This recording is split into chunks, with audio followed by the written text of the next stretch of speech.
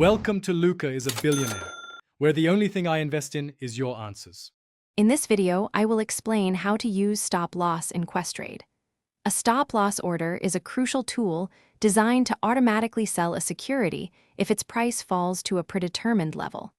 This helps you manage risk by limiting potential losses on an investment.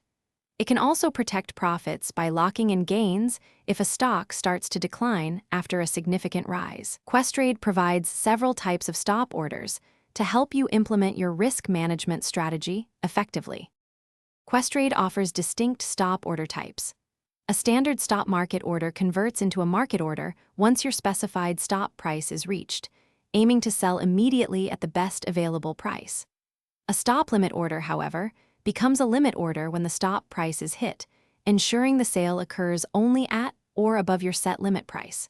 For dynamic protection, a trailing stop order automatically adjusts its trigger price. Once you have your code, launch the specific Roblox experience associated with the item.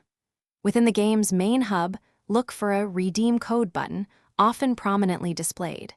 Tap on this button to open the redemption interface. Carefully enter your unique code into the designated field, ensuring accuracy, then press the Claim button to add the cactus head to your inventory. When using stop-loss orders, remember they are typically active only during regular market hours. After-hours price movements will not trigger them. For Canadian securities, Questrade requires using a stop limit order instead of a simple stop order. It is also wise to avoid setting your stop price too close to the current market price. This can lead to an unnecessary sale during normal, temporary price fluctuations, potentially causing you to miss out on a rebound. Thanks for watching and please subscribe. It's the best investment you'll ever make.